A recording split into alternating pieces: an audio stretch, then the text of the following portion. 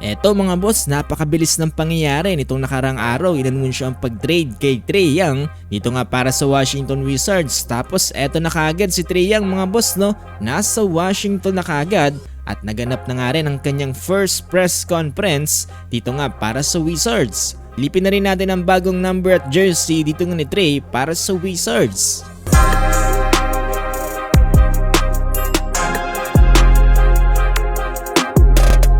So isang araw ang pagitan mga boss na matapos ng pag-aanunsyo ng pag-trade kay Trae Young. Eto dumating na nga sa Washington atong si Trae Young at mukhang masayang masaya rin siya dito nga sa kanyang panibagong team. Di na rin pala pwedeng isuot ni Trae Young ang number 11 dito nga para sa Wizards dahil ito na ay retired jersey ni Alvin Hayes. Naman nagdesisyon atong si Trae Young ng panibagong number at ito ngay walang iba kung hindi number 3. Ito nga ang dahilan kung bakit number 3 ang pinili ni Trae Young. That red, white, and blue. All my suits clean. I can dig this for sure. For sure. That was my freshman year number. So that's my only other number I've ever been besides 11. So this is taking me back to the beginning.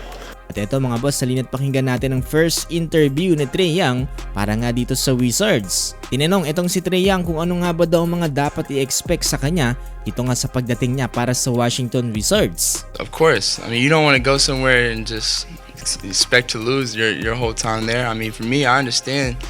I mean where we're at right now and where we want to go. So for me, like I said, I mean over and over again, it may sound like a broken record, but this is a day-by-day process, and I mean including the summertime. Like I mean I can't wait to bring those guys out to LA to work out with me this summer.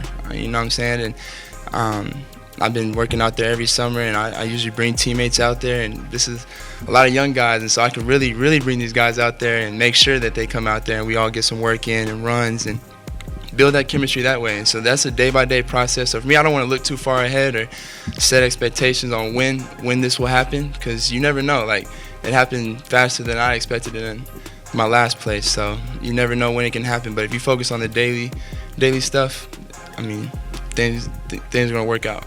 Naglabas na nga rin pala ng pasasalamat etong si Trae Young dito nga sa kanyang former team na Atlanta Hawks. Dito nga sa mensahe ni Trae Young na mention niya na gusto niya nga daw talagang ibigay ang championship para nga dito sa Atlanta Hawks. Kaso nga lang talaga ay nagkaroon siya ng mga unnecessary injuries, setbacks during nga sa mga panahon na to.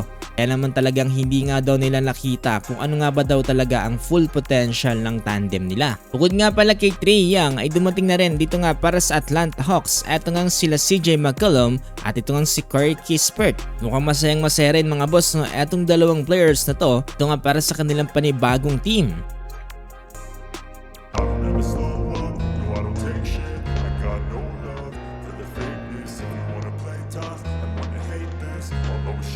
Just touched down in Atlanta. Excited to be here. Happy to be here.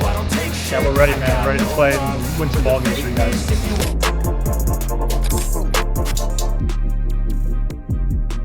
So yun mga boss, anong masasabi niyo patungkol dito, no? Mukhang happy naman si Trae Young mga boss dito nga sa kanyang desisyon na paglipat dito nga para sa Washington Wizards.